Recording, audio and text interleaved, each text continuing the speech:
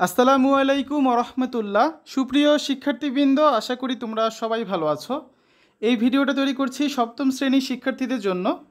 2024 সালের সপ্তম শ্রেণীর ষান্মাসিক মূল্যায়নের ডিজিটাল প্রযুক্তি পরীক্ষাটা হবে 24 July.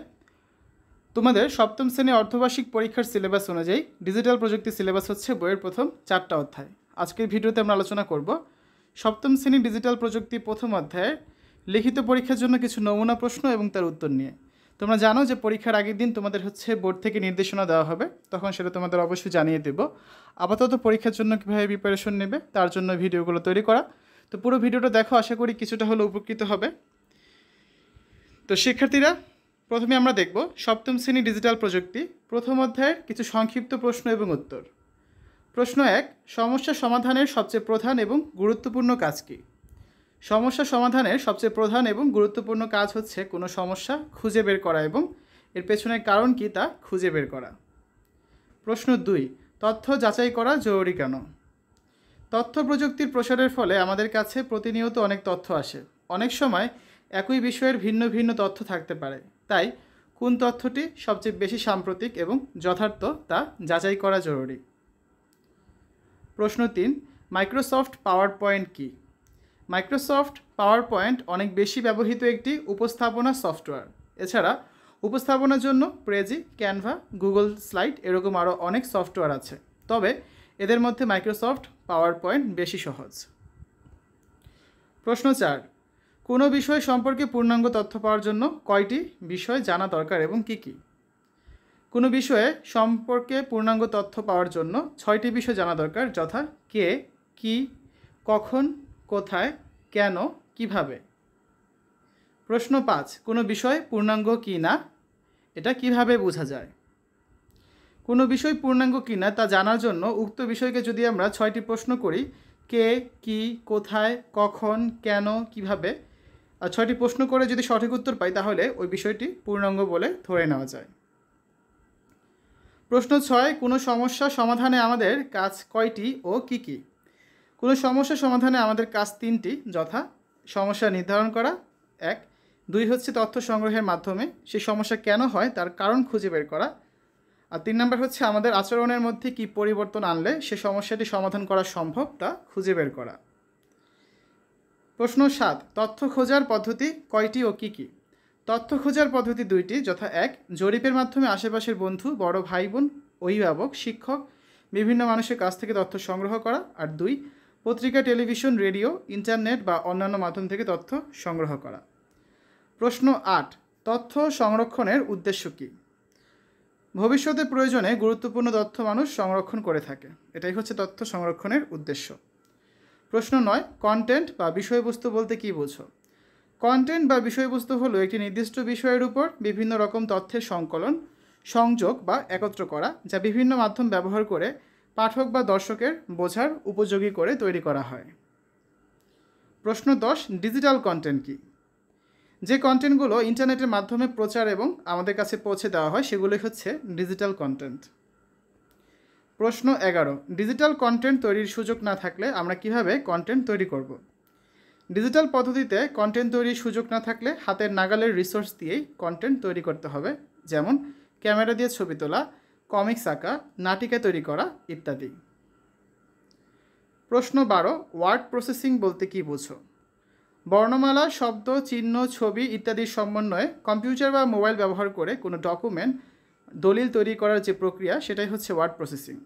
Microsoft Word, Notepad, LaTeX ইত্যাদি বিভিন্ন সফটওয়্যারের মাধ্যমে ওয়ার্ড প্রসেসিং করা যায়। শিক্ষার্থীরা, এই পর্যায়ে আমরা দেখব সপ্তম শ্রেণীর ডিজিটাল প্রযুক্তি প্রথম অধ্যায়ের কিছু রচনামূলক বা বিশ্লেষণমূলক প্রশ্ন এবং তার উত্তর। প্রশ্ন 1, তথ্য যাচাইয়ের ক্ষেত্রে কোন বিষয়গুলো বিবেচনায় রাখতে হয় তা আলোচনা করো। তথ্য যাচাইয়ের ক্ষেত্রে যে বিষয়গুলো বিবেচনায় রাখতে হয় তা নিম্নে উপস্থাপন করা হলো। 1, তথ্যটি কত তারিখে প্রচারিত হয়েছে, কারণ সময়ের ব্যবধানে আজকের আপাত দৃষ্টিতে কোনো সঠিক তথ্য আগামীকাল ভুল প্রমাণ হয়ে যেতে পারে। যেমন দেশের মোট বিভাগ 7টি, এটি 2014 সাল পর্যন্ত সঠিক তথ্য হলো, 2015 সালের জন্য এটি সঠিক তথ্য নয়, কারণ 2015 সালে ময়মনসিংহকে নতুনভাবে বিভাগ ঘোষণা করা হয়। 2, যতটা সম্ভব সাম্প্রতিক তথ্য নেওয়ার চেষ্টা করব। 3, কোনো নিউজের হেডলাইন বা শিরোনাম দেখে আমরা সিদ্ধান্ত নিয়ে নেব না, পুরো খবর পড়ব। 4, কোনো মাধ্যমে একটি সংবাদ দেখার পর একই কিওয়ার্ড দিয়ে আবার সার্চ দিব এবং যাচাই করব অন্য মাধ্যমেও একই সংবাদ দিচ্ছে কি না। যদি আমাদের ইন্টারনেটের সুবিধা থাকে তাহলে আমরা এই কাজটা করতে পারবো। 5 নাম্বার, পত্রিকা বা টেলিভিশনের লোগো দেখে বিশ্বাস করে ফেলবো না যে সংবাদটি ওই পত্রিকার বা ওই টেলিভিশনের। যাচাই করার জন্য ওই পত্রিকা বা টেলিভিশনের ওয়েবসাইটে যাব। 6, আমি যে প্রতিষ্ঠানের তথ্য নিতে চাই সেই প্রতিষ্ঠানের ওয়েবসাইটে যাব, লক্ষ্য রাখবো হাইপার লিঙ্কটি ঠিক আছে কিনা। যেমন বাংলাদেশ পাঠ্যপুস্তক বোর্ডের কোনো তথ্য বা নোট চাইলে হাইপার লিঙ্কটি হবে এরকম http://www.nctv.gov.bd। অনেক সময় কেউ যদি পাঠ্যপুস্তক বোর্ডের নামে কোনো ভুল তথ্য প্রচারণা করতে চায় তাহলে পাঠ্যপুস্তক বোর্ডের ওয়েবসাইটের মতো নকল একটি ওয়েবসাইট তারা বানিয়ে রাখতে পারে। সেক্ষেত্রে হাইপার লিঙ্কটি দেখতে ভিন্ন রকম হতে পারে, যে লিঙ্ক কোনো দুইটি অক্ষর এলোমেলো থাকবে, যেমন সি এর জায়গায় হয়তো এন, বা বি এর জায়গায় ডি, বা ও এর জায়গায় আই, এরকম এলোমেলো করে অক্ষরগুলো থাকবে যা হয়তো আমাদের সহজে চোখে পড়বে না। তাই তথ্য নেওয়ার আগে লিঙ্কটি ঠিক আছে কি না তা দেখে নেওয়াটা জরুরি। প্রশ্ন 2, কন্টেন্ট কি? কিছু কন্টেন্টের উদাহরণ দাও। কন্টেন্ট বা বিষয়বস্তু হলো একটি নির্দিষ্ট বিষয়ের উপর বিভিন্ন রকম তথ্যের সংকলন, সংযোগ বা একত্রিত করা, যা বিভিন্ন মাধ্যম ব্যবহার করে পাঠক বা দর্শকের বোঝার উপযোগী করে তৈরি করা হয়। বইয়ের গল্প, নাটক, সিনেমা, খবর, গান, এগুলোই হচ্ছে কন্টেন্ট। কন্টেন্ট বা বিষয়বস্তু শুধু যে আমাদের তথ্য দেয় তা কিন্তু না, এটি আমাদের বিনোদনও দেয়। নিচে কিছু কন্টেন্টের উদাহরণ দেওয়া হলো। 1, ছবির পর ছবি সাজিয়ে গল্প তৈরি করা। 2, ছড়া গান। 3, digital poster. 4, video. 5, presentation. 6, mobile ফোনে নাটক তৈরি করা। 7, কমিক্স। প্রশ্ন 3, কন্টেন্ট তৈরির প্রস্তুতিতে বিবেচ্য বিষয়গুলো লেখো।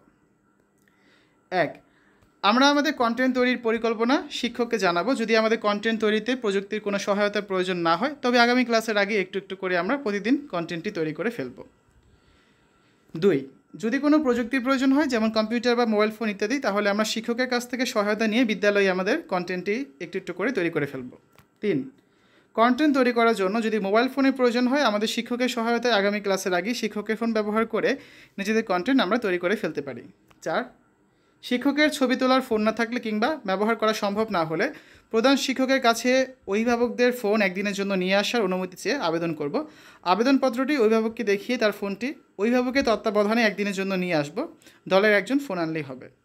5, অভিভাবকের ফোন বিদ্যালয়ে আনা সম্ভব না হলে অভিভাবকদের সহায়তায় আমরা দলের যে কোনো একজনের বাড়িতে গিয়ে তার অভিভাবকদের ফোন ব্যবহার করে কাজটি সম্পন্ন করব। 6, শিক্ষক বা অভিভাবক কারো ফোন ব্যবহার করা সম্ভব না হলে আমরা ক্যামেরার শট অনুযায়ী ছবি এঁকে গল্প বানাবো। এক্ষেত্রে ছবি যে খুব সুন্দর হতে হবে এমন নয়, শুধু বিষয়, সাবজেক্ট বা চরিত্র বোঝা গেলেই হবে। কারো যদি স্মার্টফোন বা ট্যাব বা কম্পিউটার ব্যবহার করে কোনো অ্যাপের মাধ্যমে ছবি আঁকা সম্ভব হয় তাহলে আমরা সেটিও করতে পারি। প্রশ্ন 4, তথ্য ও উপাত্তের মধ্যে পার্থক্য লেখো। তথ্য ও উপাত্তের মধ্যে কিছু পার্থক্য দেওয়া হচ্ছে। আগে দেখব তথ্য সম্পর্কে।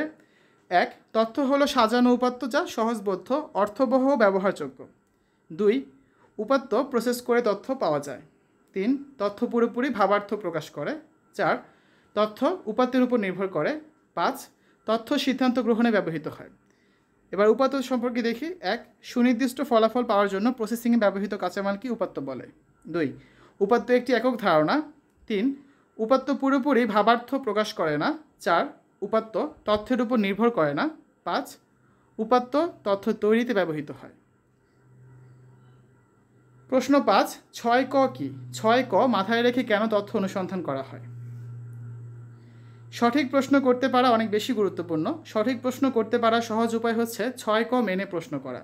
6ক হচ্ছে কে, কি, কোথায়, কখন, কেন, কিভাবে।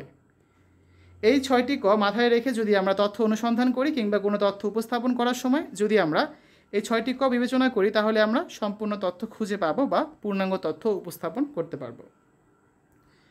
প্রশ্ন 6, কম্পিউটারে একটি মাইক্রোসফট ওয়ার্ড ডকুমেন্ট ফাইল তৈরি করে দেখাও। দেখো, 1, কম্পিউটার চালু হওয়ার পর মাউসটি নিয়ে মাউসের ডান পাশে ক্লিক করি, একটি বক্স আসবে, সেখানে একটি লেখা আসবে নিউ। এই যে মাউসের রাইট ক্লিক করলে নিউ লেখা আসবে। 2, নিউতে কার্সর নিয়ে আসলে নতুন আরেকটি বক্স আসবে। এই যে নিচে দেখো অনেকগুলো বক্স আসছে। এখানে কম্পিউটারে যে যে প্রোগ্রাম সফটওয়্যার আছে সবগুলোর নাম আসবে। এখান থেকে আমরা মাইক্রোসফট ওয়ার্ড ডকুমেন্টে ক্লিক করব। এই যে মাইক্রোসফট ওয়ার্ড ডকুমেন্ট, এখানে আমরা ক্লিক করব। ঠিক আছে, প্রথমে ক্লিক করেছিলাম নিউতে, তারপর ক্লিক করব মাইক্রোসফট ওয়ার্ড ডকুমেন্টে। কম্পিউটারে মাইক্রোসফট ওয়ার্ড ডকুমেন্ট নামে একটি ফাইল তৈরি হয়ে যাবে। একই কাজ স্টার্ট মেনু বার থেকেও করা যায়। তো সেই ফাইলের উপর মাউস নিয়ে আবার মাউসের রাইট ক্লিক বা ডান পাশে ক্লিক করি, আবার নতুন একটি বক্স আসবে, সেখানে অনেকগুলো লেখার মধ্যে একটি লেখা থাকবে রিনেম। রিনেমের উপর ক্লিক করলে আমার তৈরি হওয়া ফাইলটির নামের উপর কার্সর চলে যাবে। এখানে আমরা ইচ্ছা মতো নিজেদের ডকুমেন্টে নাম দিতে পারবো।